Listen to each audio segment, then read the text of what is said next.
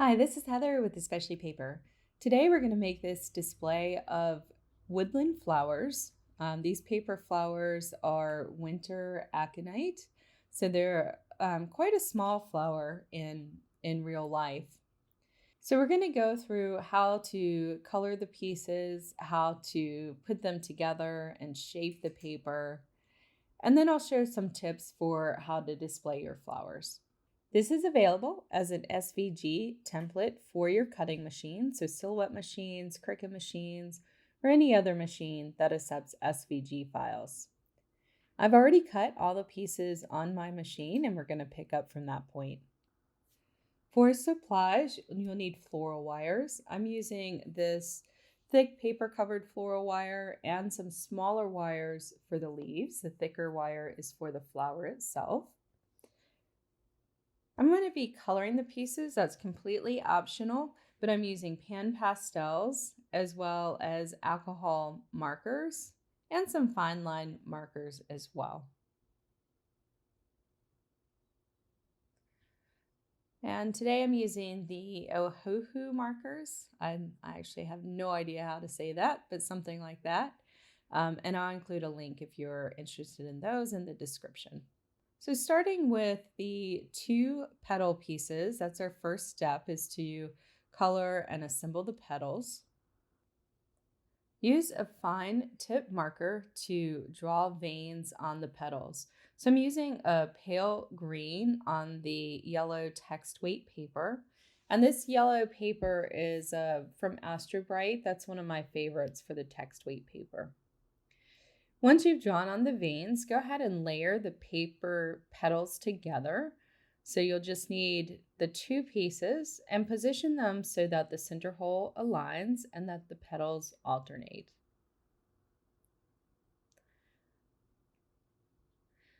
I'm adding a gentle curve to the petals. They just kind of fold up gently, and I'm using a bone folder to do that. So that white pointed tool is a bone folder. But you could also use closed scissor blades or any number of tools that are, stiff and have a straight edge on them would work. Next, I'm going to add some color to the leaves and shape those. Just like with the petals, I'm going to use a fine line marker to draw some veins on the leaves. I'm using an olive green on this green cardstock. So this cardstock is from French Paper Company. I believe the color is gumdrop green. It is 65 pound. When you're doing paper flowers, I recommend checking out some reference photos. So for this one, if you Google winter aconite, you'll find some really great pictures so that you can see how the flowers are shaped, what the leaves look like, what the color is. So I just layered over that with the alcohol marker, and now I'm going to use a light brown alcohol marker to add some brown tips to the leaves. I'm not adding it to every tip, just here and there.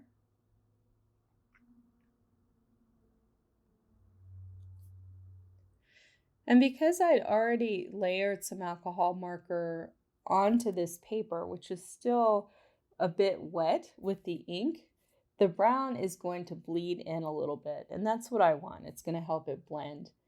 And then for the same reason, I'm going over the entire leaf with a very light green, and that's just about blending the colors together.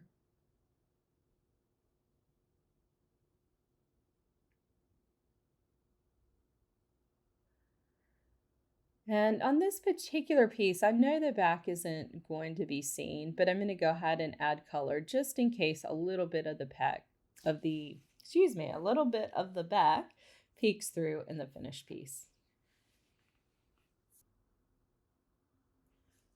To finish off the leaf, I'm adding some pan pastel over the tips. So starting with a violet color. So when you're adding color to the leaves, keep in mind your complementary color. So this magenta color is actually a split complementary to the green, and complementary colors work really well for adding that more organic feel. So there's also I think it's called oxide red. It's like a rust red would work really well here. You could even use a red, and when you put it over the green, that's going to mute that red down. I like working with the pan pastels because they blend really well. So you can add just a bit of color to the edge and then use your applicator to blend that color in and fade it out. I'm going to add some light green over the top of the leaf.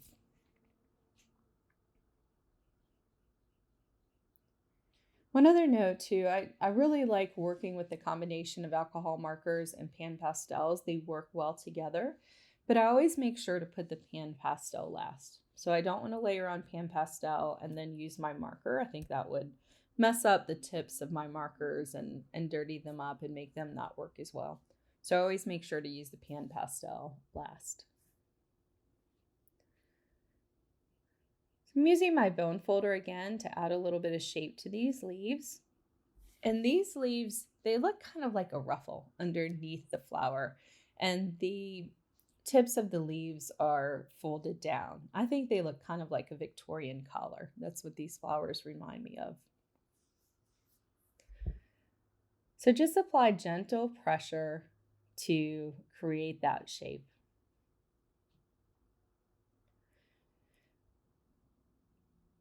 So for the flowers, I'm using a very thick floral wire. When I purchased these, they were labeled as 2 gauge. I do not believe that's actually correct labeling. But they are thick enough that I can basically rest the leaf on top. So just put a bit of glue, and you may not be able to see it in the video because it's quite small, but there is an X in the center of this leaf that shows where to put the wire so that it's perfectly in the center. If you don't have those super thick floral wires, you could also add a thinner floral wire by creating a loop in the end. And then turn that loop to a 90-degree angle and glue that loop to the underside of the leaf. So it won't be seen, so I don't think it's, a big deal to do it that way either. Just when you place it, make sure that you don't position the loop in the center. You want the stem to be in the center. So just make sure to consider that when you adhere the piece to the leaf. So I colored the leaf the same exact way, so using the same steps we did for the other leaf. But the leaves that are not underneath the blooms actually kind of fold up a little bit. So in this particular flower, the blooms pop up and then the leaves actually come later. So in the display I'm making, the leaves are small, like they're just starting to poke up out of the ground. And they're unfolding, so the tips of the leaves are kind of pointing up just a little bit. And they're fairly flat. There's not a lot of shape to these leaves. I'm using a thinner floral wire. It's a 18 gauge paper wrapped floral wire for the leaves. And by glue bottle, this is my favorite glue, but the tip does clog. So I usually keep a pen around or something else that I can unclog it with. So just add a little tip of glue.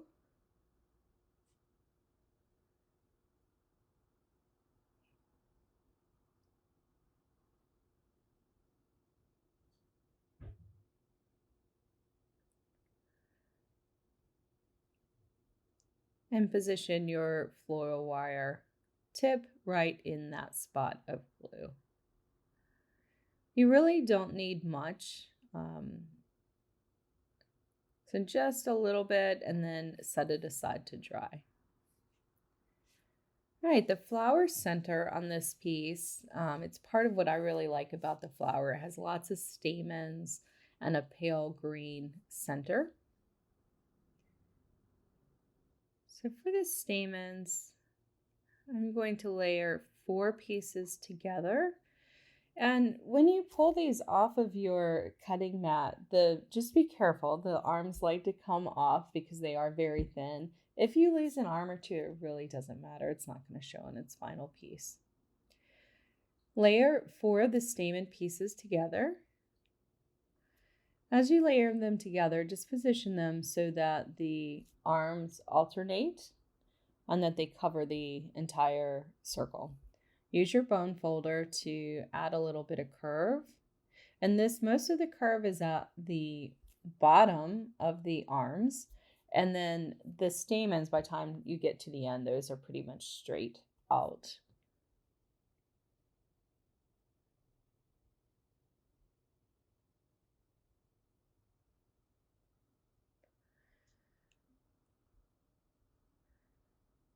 And then just play with the piece until you get it into a shape you like. So I like to kind of bounce it between my fingers. That adds a little bit more curve to it and sort of crunch the little stamens in towards the center. Then I'm going to open it up just enough so I can get the center added. And these pieces are quite small, so I'm using a pair of tweezers to help work with them and hold on to them. So fold the pieces in half, and I'm using the tweezers to do that. So that white piece is just a piece of packing foam, came out of some package I got. And I push the tweezers down into the center of the piece to create the fold.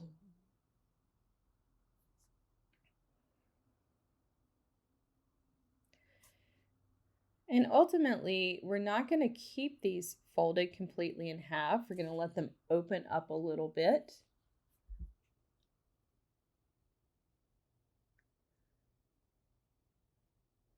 And we need 3 for the center of this flower. So I like to add a dab of glue to a piece of scrap paper so that I can dip these pieces into it. I find that a lot easier than trying to apply glue either to the center or the little pieces. And then place the piece so that the folded corner rests in the center of the flower.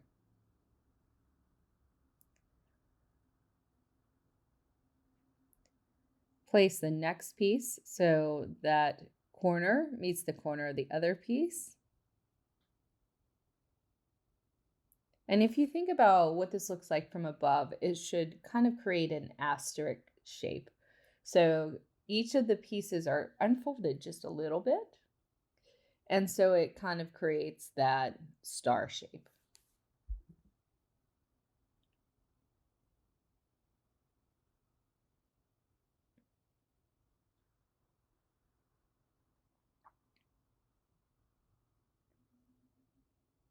Once you have the pieces in place, go ahead and set that aside to dry.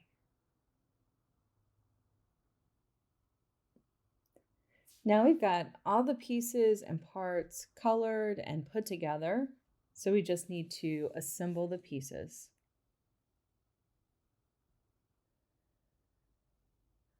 So get your stem. This should be completely dry, hopefully at this point. Mine's still just a little bit wet, but dry enough.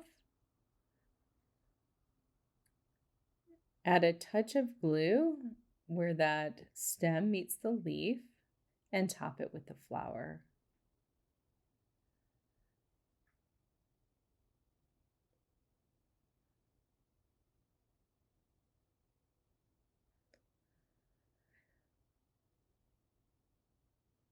I like to set that aside to dry and let that dry completely, and then come back and add the center. And typically when I'm doing this, I'm making several at a time. So I'll kind of get into a good rotation that by the time I need it, one piece will be dry and ready for the next step. So just add a dab of glue in the center. I'm going to use my tweezers again just because it makes it a little bit easier to see what I'm doing. And place your stamens and pistils right in the center of the petals.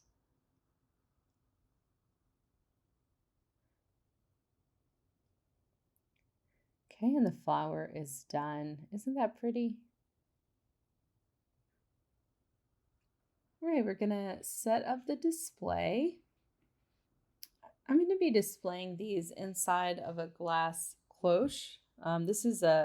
It's an egg cloche that I picked up in the Target seasonal section. I picked it up at Easter, so it's probably not something you'd be able to get anymore, but any type of glass cloche would be a really great display for this. You could also just simply display it open. You don't necessarily need the glass top.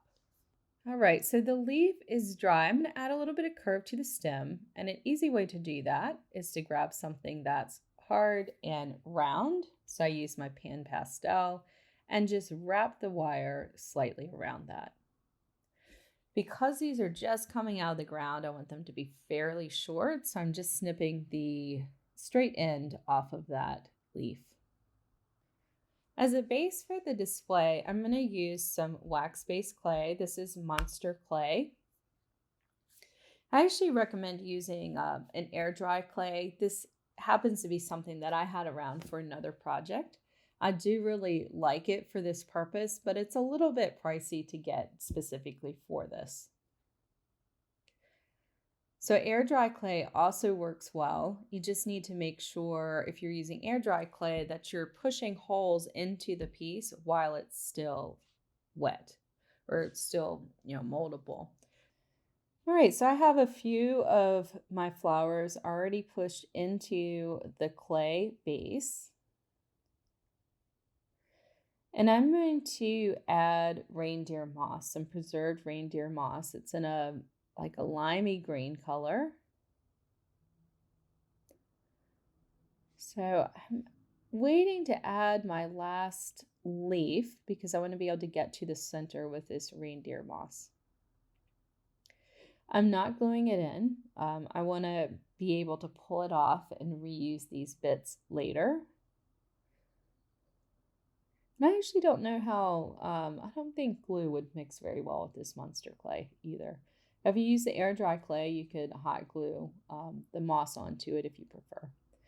But I'm just going to kind of push it in a little bit because the clay is not hard. I can push it into it, help that stick.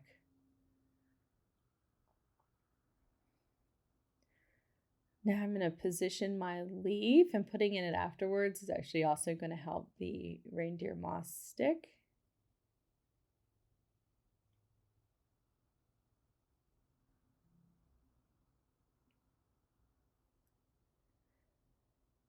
So keep adding little bits of the reindeer moss until you're happy with the look.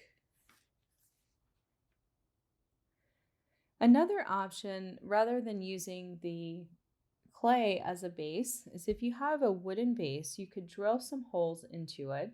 Just use a drill bit that is ever so slightly larger than the stem of your flower. You don't need a lot of depth, but maybe a quarter of an inch, half an inch, somewhere in that range, and just poke your stems into the wood. So I've done that for some displays as well, and I've been really happy with the way that works. Once you're happy with the moss that you have and the way you've arranged your display, you can add it to your base. And if you're using a cloche, of course, top it with that glass top. And here's the finished piece. So once again, you can get this template at especiallypaper.com. It is an SVG template for your cutting machine, so Cricut or Silhouette. I hope you've enjoyed this project. Thank you for following along, and happy crafting.